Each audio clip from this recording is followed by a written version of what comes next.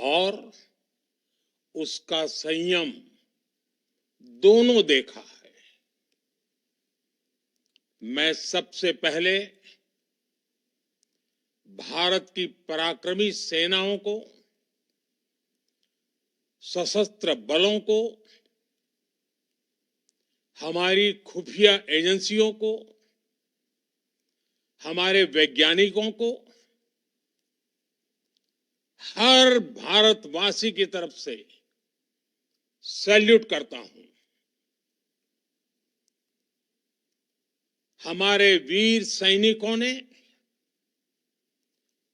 Operation सिंदूर के लक्ष्यों की प्राप्ति के लिए असीम शौर्य का प्रदर्शन किया। मैं उनकी वीरता को, उनके साहस को, उनके पराक्रम को आज समर्पित करता हूं हमारे देश की हर माता को, देश की हर बहन को और देश की हर बेटी को ये पराक्रम समर्पित करता हूं।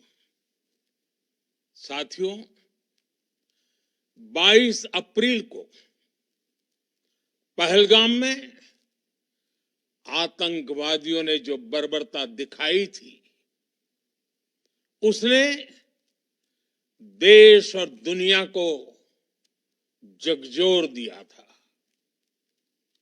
छुट्टियां मना रहे निर्दोष मासूम नागरिकों को धर्म पूछकर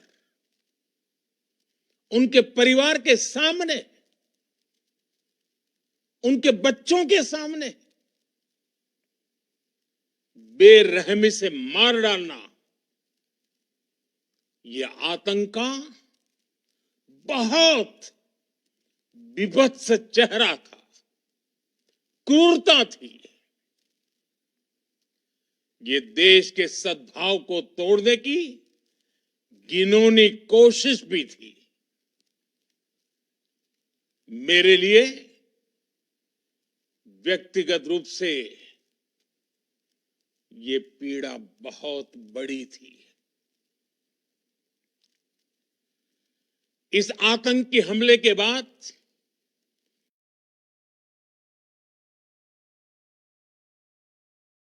सारा राष्ट्र, हर नागरिक, हर समाज, हर वर्ग, हर राजनीतिक दल एक स्वर में आतंक के खिलाफ कड़ी कार्रवाई के लिए उठ खड़ा हुआ।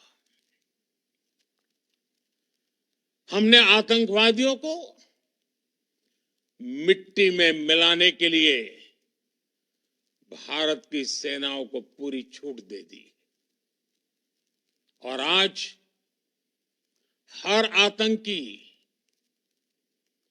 आतंक का हर संगठन जान चुका है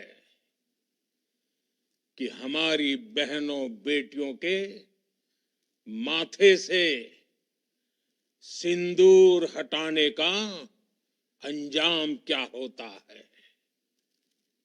साथियों, ऑपरेशन सिंदूर ये सिर्फ नाम नहीं है, ये देश के कोटि कोटि लोगों की भावनाओं का प्रतिबिंब है। ऑपरेशन सिंदूर न्याय की अखंड प्रतिज्ञा है।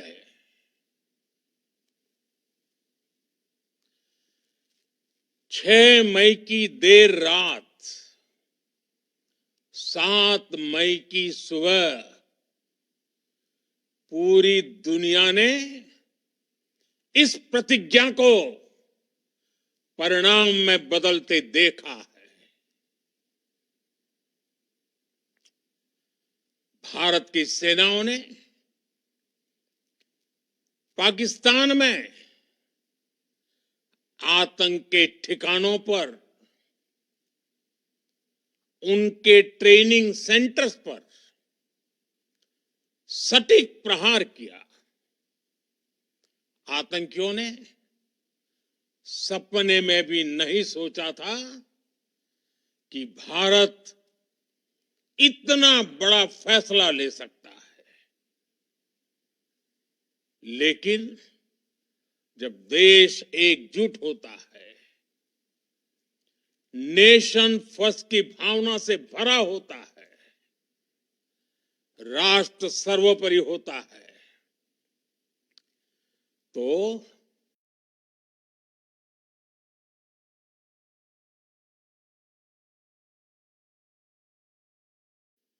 फौलादी फैसले लिए जाते हैं, परिणाम लाकर दिखाए जाते हैं। जब पाकिस्तान में आतंक के अड्डों पर भारत की मिसाइलों ने हमला बोला, भारत के ड्रोन्स ने हमला बोला, तो आतंकी संगठनों की इमारतें नहीं, बल्कि उनका हौसला भी थर्रा गया। बहावलपुर और मुरिद के जैसे आतंकी ठिकाने एक प्रकार से ग्लोबल टेररिज्म की यूनिवर्सिटीज रही है। दुनिया में कहीं पर भी जो बड़े आतंकी हमले हुए हैं, चाहे 9/11 हो, चाहे लंदन ट्यूब बॉम्बिंग हो, या भारत में दशकों से जो बड़े बड़े आतंकी हमले हुए हैं, उन सब के तार कहीं ना कहीं आतंक के इन्हीं ठिकानों से जुड़ते रहे हैं। आतंकियों ने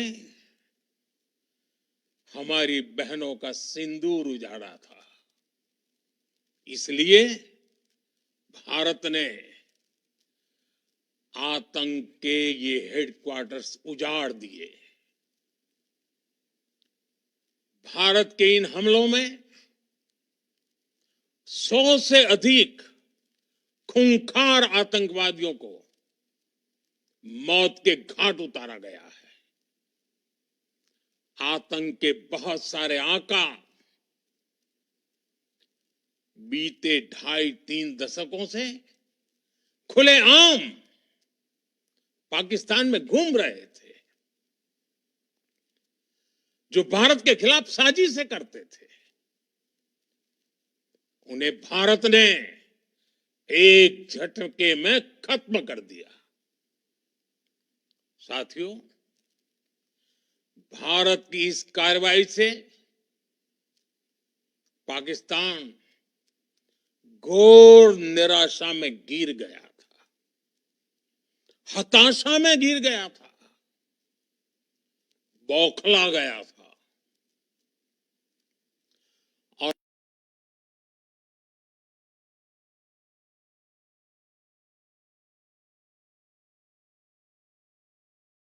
और इसी बौखलाहट में उसने एक और दुस्साहस किया। आतंक पर भारत की कार्रवाई मैं स्पष्ट शब्दों में कह देना चाहता हूं, पाकिस्तान ने भारत पर ही हमला करना शुरू कर दिया।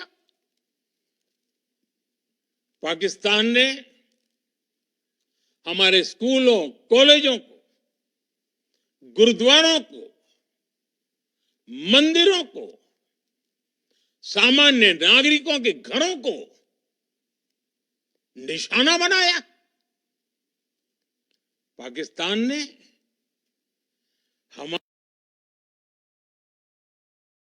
हमारे सैन्य ठिकानों को निशाना बनाया। लेकिन इसमें भी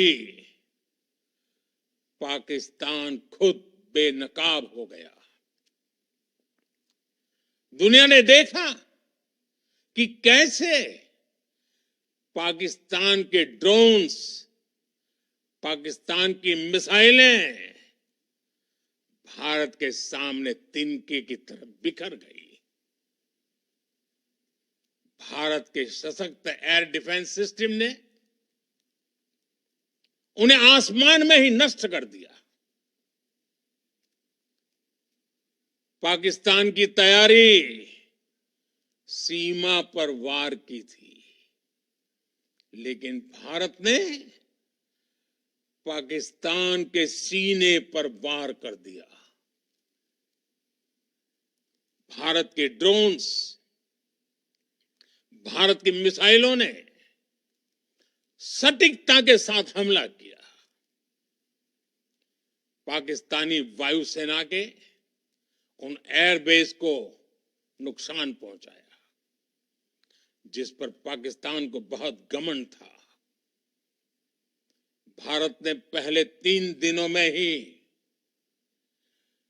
पाकिस्तान को इतना तबाह कर दिया जिसका उसे अंदाजा भी नहीं था। इसलिए भारत की आक्रामक कार्रवाई के बाद पाकिस्तान बचने के रास्ते खोजने लगा। पाकिस्तान दुनिया भर में तनाव कम करने के लिए गुहार लगा रहा था, और बुरी तरह पीटने के बाद इसी मजबूरी में 10 मई की दोपहर को पाकिस्तानी सेना ने हमारे डीजीएमओ को संपर्क किया। तब तक हम आतंकवाद के इंफ्रास्ट्रक्चर को बड़े पैमाने पर तबाह कर चुके थे। आतंकियों को मौत के घाट उतार दिया गया था। पाकिस्तान के सीने में बसाए गए आतंक के अड्डों को हमने खंडहर बना दिया था। इसलिए जब पाकिस्तान की तरफ से गुहार लगाई गई, पाकिस्तान की तरफ से जब ये कहा गया कि उसकी ओर से आगे कोई आतंकी गतिविधि और सैन्य दुस्साहस नहीं दिखाया जाएगा, तो भारत ने भी उस पर विचार किया।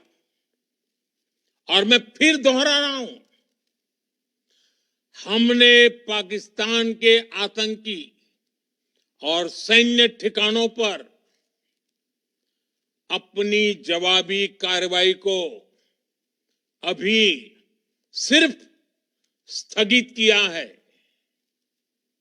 आने वाले दिनों में हम पाकिस्तान के हर कदम को इस कसौटी पर मापेंगे कि वो क्या रवैया अपनाता है। साथियों, भारत की तीनों सेनाएं, हमारी एयरफोर्स, हमारी आर्मी और हमारी नेवी,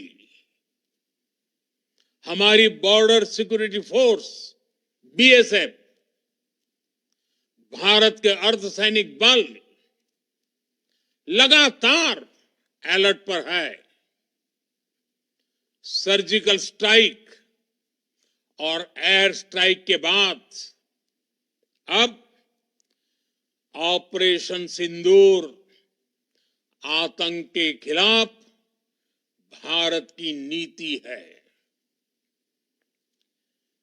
ऑपरेशन सिंदूर ने आतंक के खिलाफ लड़ाई में एक नई लकीर खींच दी है, एक नया पैमाना, न्यू नॉर्मल तय कर दिया है। पहला, भारत पर आतंकी हमला हुआ तो मुंह तोड़ जवाब दिया जाएगा। हम अपने तरीके से, अपनी शर्तों पर जवाब देकर रहेंगे। हर उस जगह जाकर कठोर कार्रवाई करेंगे जहां से आतंक की जड़ें निकलती हैं। दूसरा, कोई भी न्यूक्लियर ब्लैकमेल भारत नहीं सहेगा। न्यूक्लियर ब्लैकमेल की आड़ में पनप रहे आतंकी ठिकानों पर भारत सटीक और निर्णायक प्रहार करेगा। तीसरा, हम आतंक की सरपरस्त सरकार और आतंक के आकाओं को अलग अलग नहीं देखेंगे। ऑपरेशन सिंदूर के दौरान दुनिया ने पाकिस्तान का वो घिनौना सच फिर देखा है, जब मारे गए आतंकियों को विदाई देने पाकिस्तानी सेना के बड़े बड़े अफसर उमड़ पड़े। स्टेट स्पॉन्सर्ड टेररिज्म का ये बहुत बड़ा सबूत है। हम भारत और अपने नागरिकों को किसी भी खतरे से बचाने के लिए लगातार निर्णायक कदम उठाते रहेंगे। साथियों, युद्ध के मैदान पर हमने हर बार पाकिस्तान को धूल चटाई है और इस बार ऑपरेशन सिंदूर ने नया आयाम जोड़ा है। हमने रेगिस्तानों और पहाड़ों में अपनी क्षमता का शानदार प्रदर्शन किया और साथ ही न्यू एज वॉरफेयर में भी अपनी श्रेष्ठता सिद्ध की। इस ऑपरेशन के दौरान हमारे मेड इन इंडिया हथियारों की प्रामाणिकता सिद्ध हुई। आज दुनिया देख रही है 21वीं सदी के वॉरफेयर में made in India defence equipments, इसका समय आ चुका है। साथियों, हर प्रकार के आतंकवाद के खिलाफ हम सभी का एकजुट रहना, हमारी एकता हमारी सबसे बड़ी शक्ति है। निश्चित तौर पर ये युग युद्ध का नहीं है, लेकिन ये युग आतंकवाद का भी नहीं है। टेररिज्म के खिलाफ जीरो टॉलरेंस, ये एक बेहतर दुनिया की गारंटी है। साथियों, पाकिस्तानी फौज, पाकिस्तान की सरकार जिस तरह आतंकवाद को खाद पानी दे रहे हैं, वो एक दिन पाकिस्तान को ही समाप्त कर देगा। पाकिस्तान को अगर बचना है तो उसे अपने टेरर इंफ्रास्ट्रक्चर का सफाया करना ही होगा। इसके अलावा शांति का कोई रास्ता नहीं है। भारत का मत एकदम स्पष्ट है।